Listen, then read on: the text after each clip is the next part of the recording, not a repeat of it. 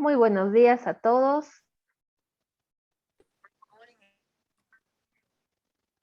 Buen día, licenciada. Bien, un minutito más, por favor, y damos inicio a la clase.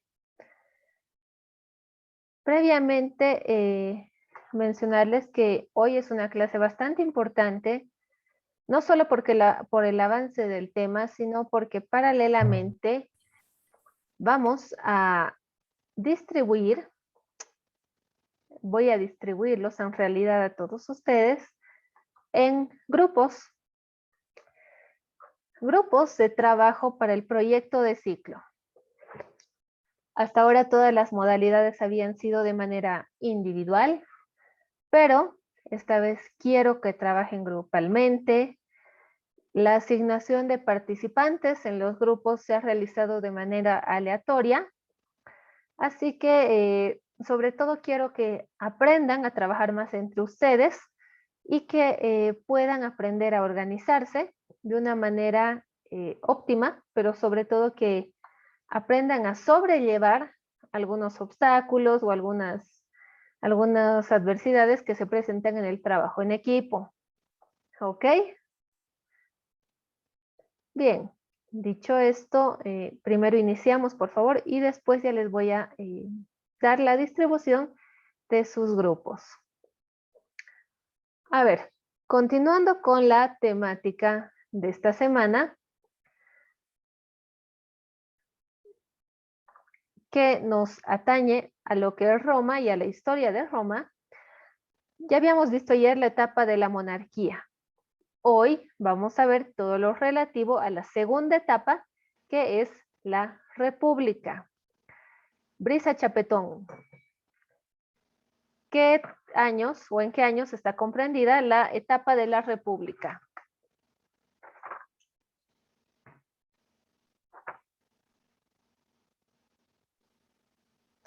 Licenciada, no la escuché. ¿Puede volver a repetir la pregunta?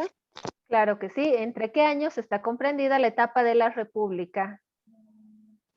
Del tema que avanzamos ayer. La pregunta es clara. ¿En qué años o entre qué años está comprendida la etapa de la república? Lo habíamos visto ayer, está en el avance PDF.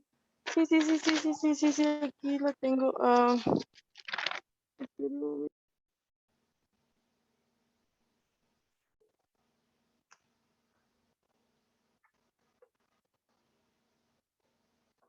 Brisa, te estamos esperando, por favor.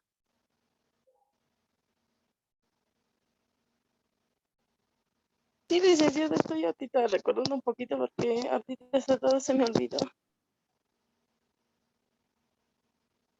Son datos básicos que les dije ayer que tienen que dominar. No es tan complicado, no son muchas fechas. Carla Ramos, dame los años entre los que está comprendido la República. Entre el 509 a.C. hasta el 27. Muy bien, Carla, muy bien, gracias. A ver, este periodo, al estar comprendido entre estos años, podemos entender que, como había mencionado ayer, no son exactos. Algunos autores manejan el 27 a.C. y otros el año 29 a.C. Así que ambas fechas, si es que en algún momento llegase a preguntar esto en el examen, ambas fechas son válidas, ¿ok? Tanto el 27 como el 29 a.C. Esta etapa inicia desde la expulsión de Tarquino el Soberbio, el último rey latino de Roma, el 509 hasta el 29 o 27 antes de Cristo, como había dicho, año en el que Octavio es designado emperador con el nombre de Augusto.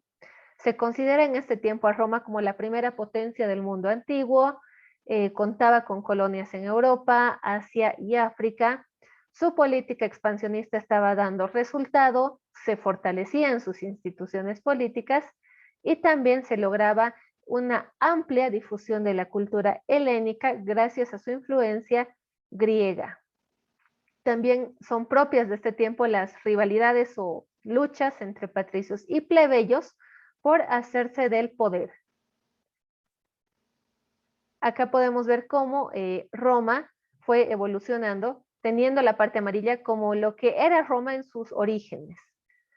Posteriormente, encontramos en la parte verde todo el territorio romano y a los lados, en la parte naranja, tenemos los territorios aliados que poco a poco el imperio y la república romana iba conquistando gracias a su habilidad para implantar políticas expansionistas que eran muy fáciles, digámoslo en este sentido, y muy fáciles de persuadir, a tal punto que llegaron a ser una potencia del mundo antiguo. En cuanto a su organización política, podemos encontrar a los cónsules, al Senado y a las asambleas, tanto curial, centurial y tribal. Pregunta de examen: cónsules, Senado y asambleas. El desarrollo de este punto va a estar contenido en la plataforma en un podcast. Así que si quieren tener éxito en el examen, no tenemos nada más que hacer que escuchar el podcast que hasta la tarde ya va a estar disponible, por favor, en la plataforma. De igual manera, es importante darle cabida a otras magistraturas o a otras autoridades dentro de la República. Tenemos al censor, el cuestor, el pretor y los ediles. Tanto el punto de la organización política como el de estas magistraturas van a estar disponibles en 2 podcasts en la plataforma y reitero, van a ser 2 podcasts vitales para el examen. Así que por favor los invito a escucharlos. Es un material bastante sencillo, fácil de entender y que nos va a ser de gran utilidad. Si bien el periodo de la República presentaba un florecimiento y una expansión bastante marcada y bastante positiva, también vamos a hablar de las consecuencias de esta gran expansión que fue caracterizando este periodo. En primer lugar, la conquista de territorios, como la península itálica, el Mediterráneo occidental y el Mediterráneo oriental. Pero también encontramos otro tipo de consecuencias, por ejemplo, dentro de lo político. Al ser Roma una potencia del mundo antiguo, también a medida que iba creciendo su poder, iban creciendo las ambiciones personales por hacerse del poder. Es en este entendido que lamentablemente, como siempre, el ser humano corrompiéndose con exceso de poder y con ambiciones personales, empezó una serie de luchas individualistas en las cuales todos querían destacar y querían llegar a ser quienes mandasen dentro de la sociedad romana. Entonces, es de esta manera que aparecen los primeros caudillos con ansias de poder y entre ellos aparecía un caudillo acá, otro caudillo por acá, otro caudillo en el sur, otro en el norte, uno en Roma, otro en la frontera. Entre ellos fueron iniciando las primeras guerras civiles que afectaron de una manera bastante considerable a Roma como tal. Por otra parte, encontramos y advertimos consecuencias religiosas. El periodo de la República se caracteriza porque la religión evoluciona. Y como ya habíamos mencionado ayer, había en Roma una fuerte imitación o un fuerte proceso de seguir o de asemejarse a lo que era la mitología y la religión griega y romana. Entonces, ambas han encontrado bastantes similitudes en su desarrollo, teniendo entre ellas la construcción de grandes templos y estatuas para consagrar a sus dioses, quienes eran, podemos decir, la propia versión romana de dioses griegos. Además, durante este periodo republicano encontramos una serie de consecuencias intelectuales que potenciaron aún más a Roma, pero intelectualmente y académicamente hablando. Asimilaron culturas de los pueblos vecinos y de los pueblos vencidos. Como habíamos mencionado ayer, a ver, Joel Ramos. Roma incorporaba a comerciantes extranjeros, migrantes, y los hacía parte de su población como ciudadanos. ¿Cierto o falso? Cierto, licenciada. Muy bien, efectivamente, los hacía parte de su ciudadanía y de su sociedad, y con ello también adoptaban aquellos aspectos culturales que podían engrandecer aún más a Roma. En este sentido se desarrolló y se adoptó especialmente la literatura y las artes griegas. Perfeccionaron además la educación gracias a la presencia de pedagogos griegos que se establecieron en Roma y que ayudaron al florecimiento cultural posterior romano. Entre las más importantes consecuencias de todo este periodo expansionista encontramos consecuencias socioeconómicas. En primer lugar, era bastante obvio que habían desigualdades económicas. Los pobres contra los ricos se enfrentaban en el Senado, originando luchas sociales, sobre todo por la falta de equidad, tanto en acceso a la salud, acceso a la educación, entre otras cosas. También surge una clase social llamada caballeros. Estos, en primer lugar, estuvieron integrados por financieros, banqueros, mercaderes, entre otros. Vendrían a ser un antecedente muy remoto de lo que ya en la Edad Media conoceríamos como la burguesía, entre otros. Además, socioeconómicamente hablando, se consolida el latifundio.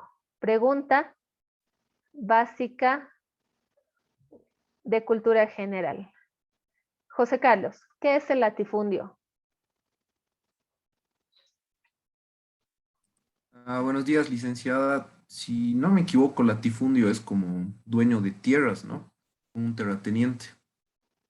Ya, un terrateniente. Nos acercamos a la idea, gracias. Valentina, ¿qué es el latifundio? Si no me equivoco, licenciada, es la porción de tierra que le pertenece a un solo propietario. Muy bien, nos acercamos más a la aproximación. Son tierras y sobre todo grandes extensiones de tierras que están en manos de una sola persona. Esto generaba aún más desigualdades que ya habíamos mencionado anteriormente. Aparecen además las grandes sociedades financieras. En Roma encontramos los primeros antecedentes de bancos y de recaudación de impuestos. Entonces podríamos remontarnos a Roma también para tener un poquito una noción previa a cuando veamos el tema de la historia del dinero, encontrando en Roma uno de los primeros lugares o territorios donde ya tenemos instituciones dedicadas a organizar financieramente a la colectividad. Además, si hablamos de grandes desigualdades, también podemos mencionar que el mercado y el comercio de esclavos se incrementó exponencialmente. Ya había tanta población y en su mayoría el grupo de los esclavos habría crecido enormemente, que se abarató la mano de obra. Es decir, se comerciaba con esclavos como comerciar con maíz, con trigo, por ejemplo. Y esto también incrementó y dejó ver grandes evidencias de maltrato durante esta época a los más desfavorecidos. Finalmente, durante este tiempo, la agricultura decayó por la gran invasión del trigo importado, que se vendía a un precio más bajo que el nacional. Era una especie de contrabando, digámoslo así, donde llegaba un trigo mucho más barato, de menor calidad, pero que al ser más barato, obviamente era más consumido. Hablar de la República es también hablar de las luchas sociales que se daban en este tiempo, siendo una de las más emblemáticas la de los hermanos Graco. Después de todo el periodo de conquista y expansión romanas, se evidencia un mayor distanciamiento entre los plebeyos y patricios. Es durante este tiempo que aparecen los hermanos Tiberio y Cayo Graco, quienes tenían como objetivo inicial hacer justicia y democratizar al pueblo romano. Este punto y esta frase se cree es atribuible a estos hermanos, quienes querían darle un giro de 180 grados a la forma en que se estaba desarrollando en ese momento la República. Es así que tanto Tiberio como Cayo Graco, durante el tiempo de sus mandatos, realizan importantes reformas y sobre todo innovan con varios puntos que permitieron a Roma crecer y fortalecerse aún más. Ejemplo, Tiberio Graco aprobó la ley agraria, donde ya se limitaba un poquito la cuestión de los grandes latifundios, asignando 125 hectáreas por parcela individual, es decir, ya se daba un límite de cuánta tierra podías tener, dejando los excedentes para los más desfavorecidos. Lamentablemente, las reformas tanto de Tiberio como de Cayo Graco no fueron aceptadas de una buena forma, por lo que Tiberio Graco fue asesinado por los nobles y se cree que fue asesinado a golpes en el Capitolio. Por su parte, Cayo Graco también es recordado por la aprobación de la ley frumentaria, donde con el tema del trigo, como habíamos visto, y toda esta cuestión de una situación como de contrabando por ahí o de competencia desleal, Cayo Graco lo que hace es aprobar una norma donde se indica que la distribución del trigo nacional tiene que darse al más bajo precio. Esto a fin de fomentar el consumo del producto propio, del producto romano, y evitar de alguna forma la competencia desleal con el trigo importado. De igual forma, Cayo Graco fue derrocado por el Senado, quienes promovieron una revuelta contra él y sus partidarios. Ya estando una vez derrotado, se cree que fue asesinado por uno de sus propios esclavos en el monte Aventino. Como habíamos mencionado anteriormente, las guerras civiles fueron fruto de los intereses personales de unos y otros bandos por ser quienes detenten el poder. Es así que en el siglo I a.C. se tiene registro de las más violentas crisis políticos, sociales y económicas. Una vez que los hermanos Graco fracasan, surgen otros caudillos quienes también a título personal pretendían hacerse del poder y que sacudieron durante 80 años a Roma. Estos movimientos y este tipo de insurrecciones son conocidas como las guerras civiles. Los primeros enfrentamientos se dieron entre Mario y Sila, quienes son protagonistas del primer y segundo triunvirato. ¿Qué es el triunvirato? Es un gobierno de 3. Y fueron tiempos donde ya, si bien se buscaba unificar las luchas de poder, no se tuvo el resultado esperado, por lo cual solo podemos hablar de un primer y segundo triunvirato, que los tenemos acá. El primer triunvirato es la primera forma de gobierno implantada en Roma del año 60 al 43 a.C., y a la muerte de Sila, como habíamos mencionado en esta diapositiva, los primeros en enfrentarse fueron Mario y Sila. ¿Qué es lo que hicieron? Se constituye, ni bien muere Sila, el primer triunvirato o primer gobierno de 3. Esto con el fin de evitar nuevas guerras civiles y unificar el poder en favor de la población. Sin embargo, esto no pudo ser un objetivo logrado. El primer triunvirato está conformado por Pompeyo, Craso y César, o Julio César. Julio César es recordado como uno de los más grandes militares de la antigüedad, quien tenía como objetivo principal la equidad. Es así que acude a medidas bastante favorecedoras para la población. Por ejemplo, repartir las tierras excedentes entre soldados y los pobres, y aquellas porciones de tierra o latifundios que fueran demasiado extensos también eran repartidos. Se proponía la libertad para un tercio de los trabajadores agrícolas, quienes trabajaban en condiciones de esclavitud.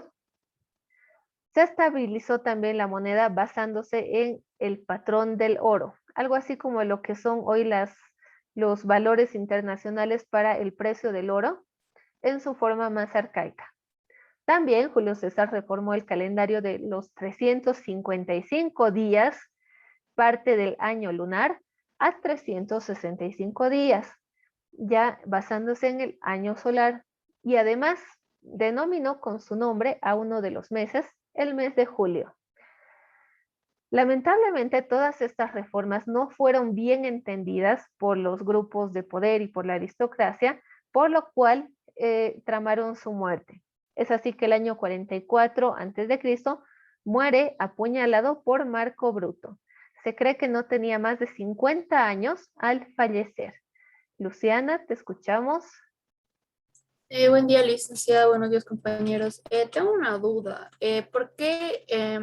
Me acuerdo que cuando leí el PDF decía que en la época de la República estaba a cargo de dictadores como Julio César. ¿Por qué lo tomaban como un dictador? Lo tomaban como un dictador en gran parte por la formación militar que éste tenía y por la y por las reformas, mejor dicho, que pretendía implantar.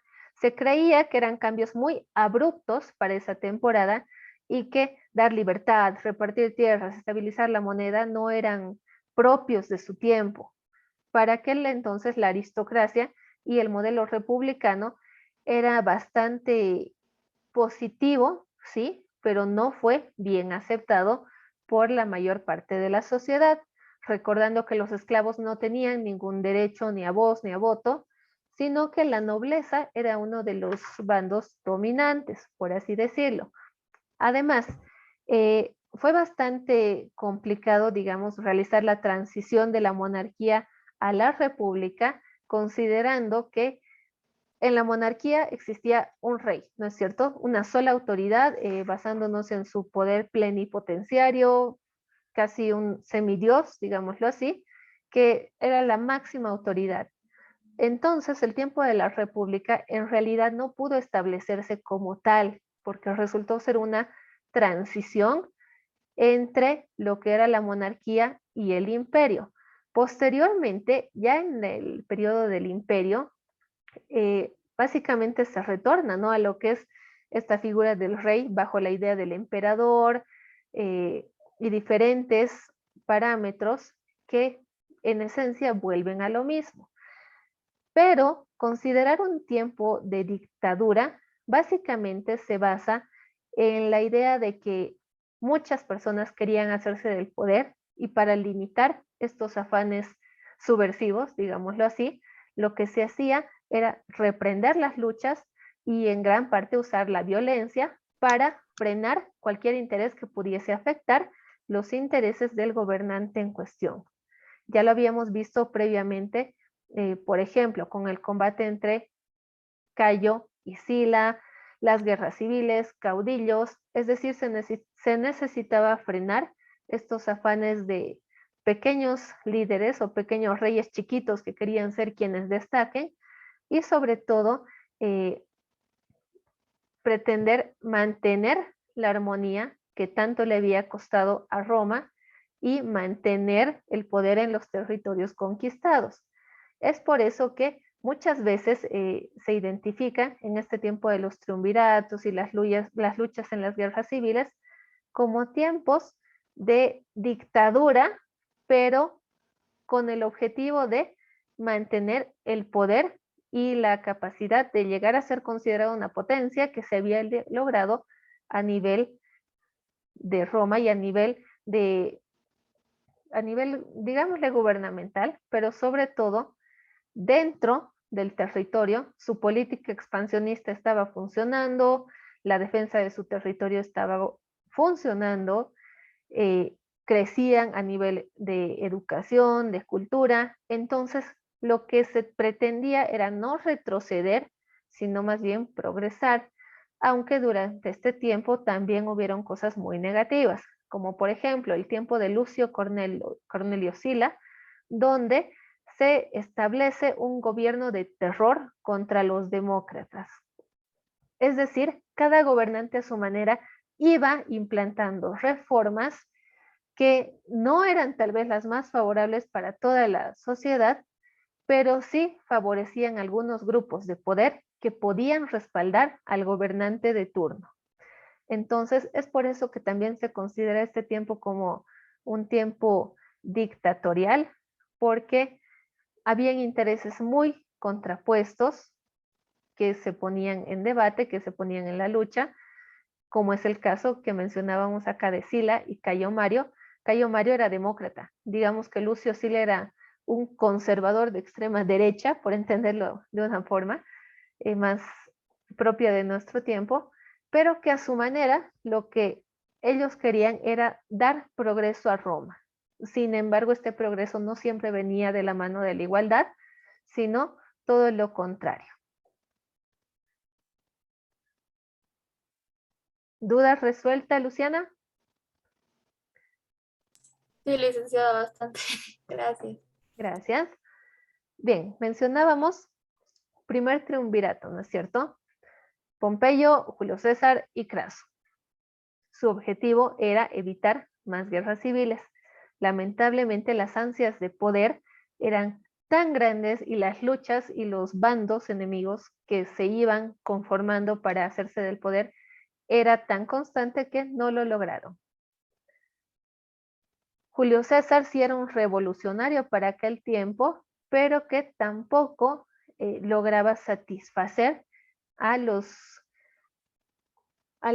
altas sociedades, digámosle así, o los altos estratos sociales que veían amenazada su estabilidad y todos los beneficios que habían conseguido con gran parte de las reformas que él pretendía implantar. Como podemos ver en este tiempo en Roma, como que no te dejaban ser bueno, habían demasiadas cosas que afectaban los intereses de otros, por lo cual no se podía hacer permanentes muchas de estas buenas ideas que lamentablemente quedaron solo en eso. Pasando al segundo triunvirato y después de la muerte de Julio César o de su asesinato, se dan 3 años de contiendas nuevamente entre civiles que finalmente dan lugar al segundo triunvirato, formado por Antonio, Octavio Augusto y Lépido. Lo que hicieron es repartirse el gobierno en 3 partes. Lépido, vos vas a gobernar África, Marco Antonio, vos Oriente y Egipto, Octavio tomas Occidente, incluyendo España y lo que es el norte.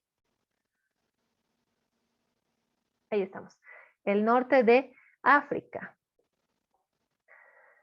Lépido con África no le fue bien porque se cree y se tiene registros de que era un gobernante bastante libertino que casi caía en la tendencia del alcoholismo desmedido.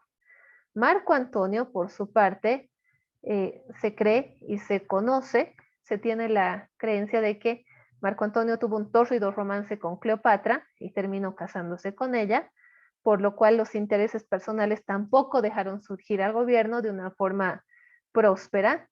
Y finalmente tenemos el gobierno de Octavio, quien toma el mando de Occidente, España y el norte de África y logró llevarlo con una relativa normalidad. Es así que Roma, como podemos ver, se extendió hacia África, Oriente, Egipto, España. Se extendió tanto que llegó a ser uno de los imperios más extensos del mundo. Las ideas republicanas quedaron un poco relegadas y ya se empieza a tener una forma de organización imperial. Dadas estas condiciones, como vemos en la diapositiva, Octavio se hace como el emperador y es nombrado emperador de Roma. De esta forma, culminamos esta época republicana con intereses y con ideas muy buenas, pero que no llegaron a tener un asidero por parte de las instituciones ni las autoridades de ese tiempo. Y se establece ya como tal un imperio a la cabeza de Octavio Augusto. Luciana. Licenciada, quería contar algo interesante sobre Marco Antonio y Octavio, que la relación que tenían con Egipto, ¿no? Como Marco Antonio se casó con Cleopatra, Octavio pensó que Marco Antonio había dejado de lado sus costumbres romanas. Entonces, él no estaba muy contento con ese matrimonio y lo que hizo fue provocar o se hizo creer a Marco Antonio que Cleopatra murió, así que Marco Antonio se suicidó y Cleopatra igual se terminó matando con la mordida de una serpiente. Y ahí fue donde Octavio se quedó con el reino, ¿no? E hizo quedar a Cleopatra como la reina fulana. Muy bien, excelente dato, Luciana, que también enriquece lo que es parte de la historia de este tiempo. Y sobre todo teniendo en cuenta que Octavio tuvo el suficiente liderazgo como para asumir todos los poderes en uno, reunirlos en su persona y hacerse emperador romano, uno de los primeros emperadores romanos, ya que después le seguirían otros igual de polémicos, tal vez no tanto, pero que a su manera también fueron dando una buena prosecución, digámosle así, a Roma como tal, hasta el momento en que ya veamos cuando el imperio se divide en dos, tengo Oriente, tengo Occidente, y pues la catástrofe no tardaría en llegar. Bien, es un tiempo bastante complejo, son miles de años de historia resumidos de una manera muy sintética, creo. Como les había mencionado, el avance de hoy va a estar reforzado con 2 podcasts en la plataforma para tener una idea más clara sobre las autoridades durante esta época republicana y sobre otras magistraturas igual de importantes que debemos conocer. ¿Hay alguna duda? ¿Hay alguna pregunta?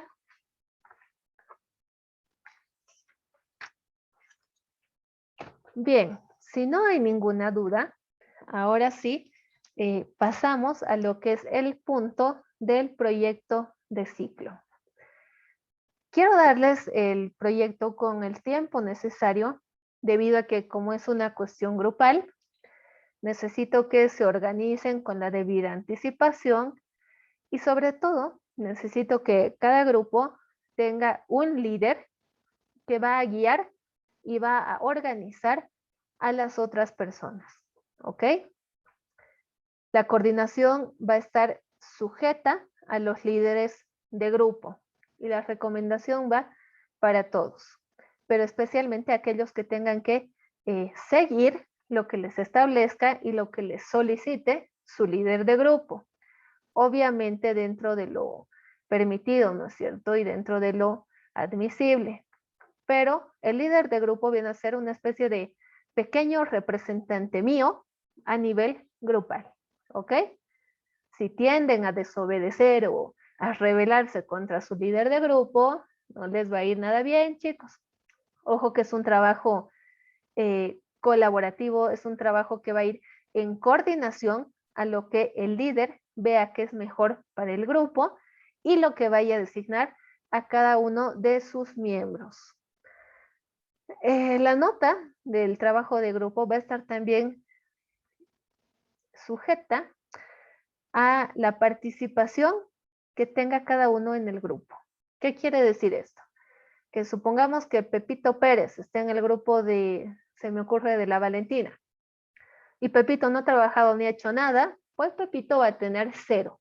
Si no trabajan, no va a haber nota. Así de simple. No sería justo para quienes sí se esfuercen en el grupo y sobre todo para quienes sí tengan la idea y la noción de colaborar, de trabajar, de, bueno, ponerle el hombro al grupo y de saber que no siempre vamos a trabajar con los amigos, con aquellos que no tengamos afinidad, sino que el trabajo tiene que ser igual de bueno, así trabaje con mis amigos, con mis enemigos, porque es lo que se ve en la vida diaria y ya en el entorno laboral, ¿no es cierto? No todo es una taza de leche, pero tenemos que saber lidiar con las circunstancias y ser sobre todo profesionales al momento de realizar un trabajo y decir, ok, somos A, B, C, D, E y esto es lo que presentamos. Porque al final de cuentas sean amigos, enemigos, se odien, se amen, el trabajo es lo que va a hablar por ustedes y su capacidad de sacar adelante el proyecto. Bien, en este entendido, ya se va a cortar la sesión Zoom. Por favor, organizo una más y les voy a dar el listado de los integrantes de cada grupo. ¿Ok? Nos conectamos en un minutito entonces. Los espero, chicos.